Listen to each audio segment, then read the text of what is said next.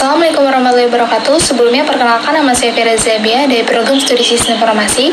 Berdirinya saya di sini ingin mempresentasikan hasil dari diskusi dari kelompok saya, yaitu kelompok 8. Yang pertama-tama ada anggota kelompok saya, yaitu ada Sahla, yang kedua ada Raihan, dan yang ketiga ada Juwita, yang keempat Arsya, dan yang kelima saya sendiri. Nah, jadi topik pembahasan di sini adalah yang pertama, apa sih perbedaan NBS dan EBA?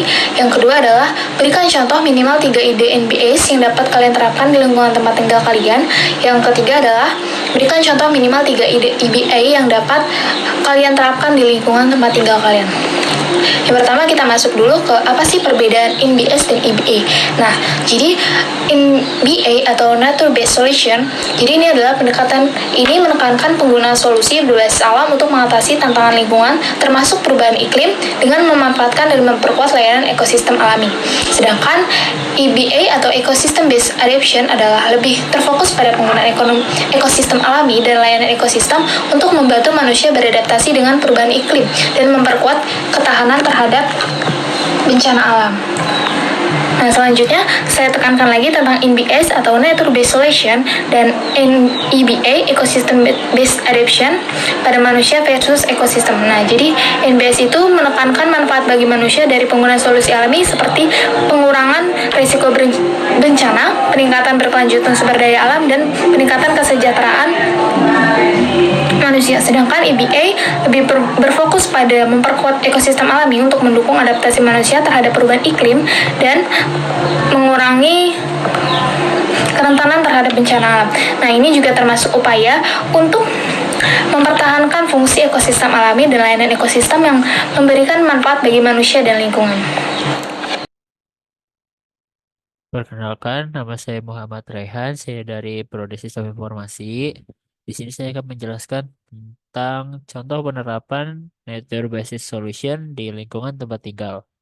Yang pertama ada penanaman pohon, karena menanam pohon-pohon di sekitar rumah dapat membantu mengurangi jumlah karbon dioksida dalam udara, serta meningkatkan kualitas udara, menyediakan tempat perlindungan bagi satwa liar, serta memberikan keindahan alami. Yang kedua, ada meningkatkan infiltrasi air hujan ke dalam tanah. Meningkatkan infiltrasi air hujan ke dalam tanah dapat meningkatkan kapasitas tampung air hujan ataupun memperlambat laju aliran air guna mengurangi laju erosi serta banjir. Sekian bagian saya, terima kasih. Kenalkan, nama saya Juwita Erianti dari Prodi Sistem Informasi. Sebelumnya izinkan saya untuk melanjutkan penjelasan dari rekan saya yang sebelumnya mengenai contoh penerapan NBS di lingkungan tempat tinggal. Contoh selanjutnya adalah penggunaan pertanian restoratif dan penanaman hutan kembali. Penggunaan pertanian restoratif dan penanaman kembali hutan yang ditebang luas secara aktif dapat menghilangkan CO2 dari atmosfer. Hal ini menjadikan kegiatan tersebut sebagai bentuk penghilangan karbon. Yang selanjutnya ada bioswale, yaitu membuat saluran drainase yang ditanami vegetasi dan diisi dengan material berpori, seperti kerikil ataupun serbuk gergaji untuk memperlambat aliran air hujan, menyaring polutan, dan membiarkan air meresap ke dalam tanah. Assalamualaikum warahmatullahi wabarakatuh. Perkenalkan, nama saya Muhammad Arsya Alisya Wardanu dari Prodi Sistem Informasi. Oke, jadi saya di sini akan menjelaskan contoh penerapan EBA di lingkungan tempat tinggal atau di sekitar kita. Yang pertama, ada penggunaan lahan hijau. Yang kedua, ada menerapkan sistem daur ulang dan pengelolaan sampah. Yang ketiga, ada pertanian berkelanjutan. Oke, saya akan bahas salah satu dulu, yaitu penggunaan lahan hijau. Penggunaan lahan hijau juga dapat menyerap air hujan yang jatuh, sehingga mengurangi kemungkinan terjadinya genangan air di jalan-jalan dan halaman rumah. Nah, dengan penggunaan lahan hijau ini, kita dapat mengurangi risiko banjir, sungai meluap. Nah, dari sini, apa fungsi lahan hijau ini? Yaitu dapat menyerap air yang bergenang. Nah, sehingga kita merasa lebih nyaman di lingkungan tempat tinggal dan mengurangi risiko banjir dan genangan-genangan air yang berada di jalan, yang bisa membahayakan pengendara roda 2 dan pejalan kaki juga yang tidak merasa nyaman. Menerapkan sistem daur ulang dan pengelolaan sampah. Dengan menerapkan sistem daur ulang dan pengelolaan sampah secara efektif, kita dapat mengurangi dampak negatif pencemaran lingkungan, seperti penumpukan sampah di tempat pembuangan akhir, polusi udara, dan air yang dihasilkan dari pembuangan sampah, serta penggunaan berlebihan sumber daya alam yang tidak terbarukan. Ini semua membantu menjaga keberlanjutan lingkungan dan kesehatan manusia.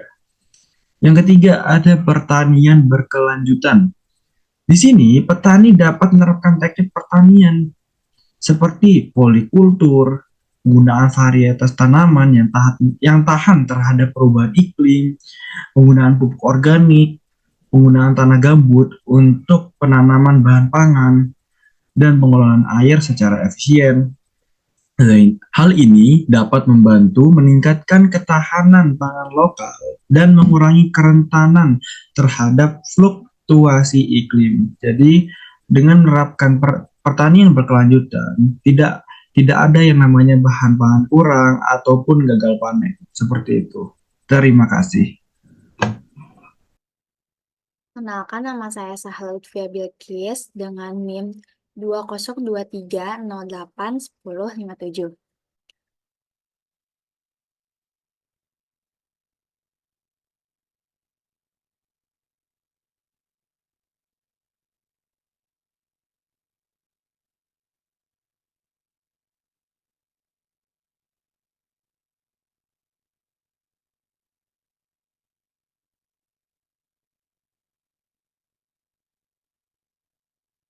Ada contoh penerapan EBA di lingkungan tempat tinggal, yaitu pengelolaan lahan kering. Mengadopsi teknik pengelolaan lahan kering yang berkelanjutan seperti agroforestry. Nah, jadi agroforestry itu salah satu model pertanian yang melibatkan integrasi antar tanaman pokok semusim dengan berbagai jenis tanaman kayu atau tanaman lainnya yang memberikan manfaat yang beragam. Nah, terus ada juga teknik konservasi tanah. Nah, teknik konservasi tanah ini kayak seperti membuat saluran air, parit, irigasi, waduk, dan sejenisnya. Serta ada pengelolaan air yang efisien untuk meningkatkan ketahanan lahan kering terhadap perubahan iklim dan mendukung mata pencaharian masyarakat lokal. Nah, setelah itu yang terakhir ada pengelolaan air. Pengelolaan air ini mengembangkan sistem pengelolaan air berbasis alam seperti penampungan air hujan, pembangunan waduk, dan pengelolaan drainase yang ramah lingkungan dapat membantu dalam mengurangi resiko banjir, meningkatkan pasokan air, serta mendukung ekosistem air yang sehat.